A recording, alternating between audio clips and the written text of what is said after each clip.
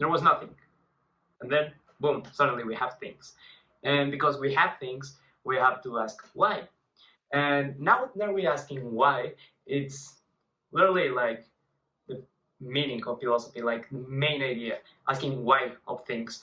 And people to explain it before, like in old times, they use like gods. For example, why is it rain? Well, a god must made it rain.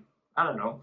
But something I do know is before Socrates and all the philosophers that we know today, they were the pre-Socratic like philosophers, and they were like revolutionizing the way they saw things because in their times they only used like yeah sure gods, but like they asked what if they aren't gods, and that's where this started from. Okay, so societies started building when philosophy started building itself, and they grew together, and they are fused together. What do I mean by this? So, philosophy can actually mean science and storytelling. And why is this important? Well, because science didn't exist back then. So the work of philosophy was to answer all of the questions of why and how. And that's how all it started. Philosophers back then were like really specialized on something. They just asked about everything because philosophy is asking about everything, or it was on those times.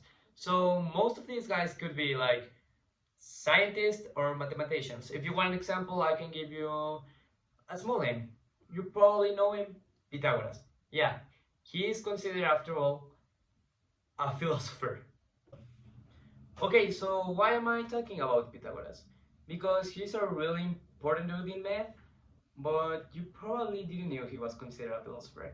After all, he questioned everything, so he is a philosopher.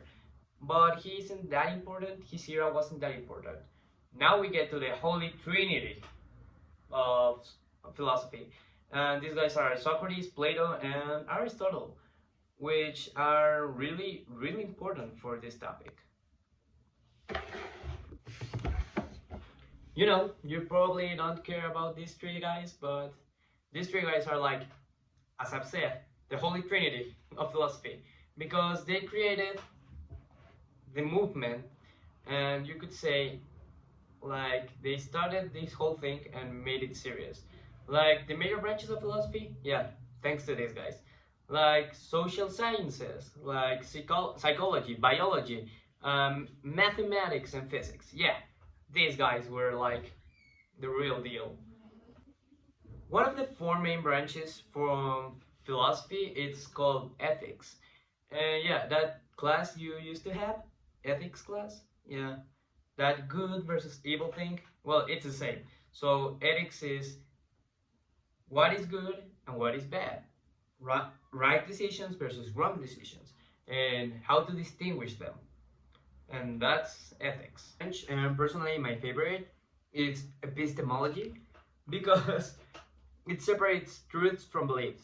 And even for modern times, this is really, really useful. Uh, what do I mean by this? Okay, so the water cycle. Before we thought that gods made it rain, and that's not real. That's a belief. But the truth is that the water cycle exists. So somewhere in between, if we rub these together, we get knowledge. And that's why I like it. And that's the explanation. Have you ever seen a ghost? Me neither. But metaphysics tries to explain the existence of things that you cannot experience, like, for example, your soul, or your brain, or God, or a ghost, as I've said. And that's what metaphysics are for.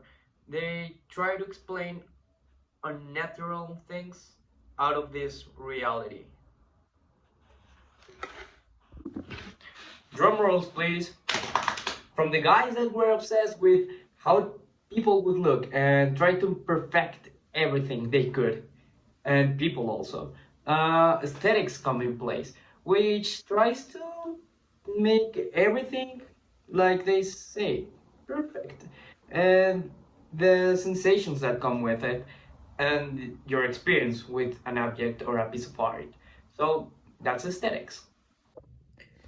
And now that we've finished explaining what philosophy was in the beginning and the four main branches, I just want to say that philosophy nowadays is not thought anymore of a science, and it's more of a way of thinking on describing things that, you know.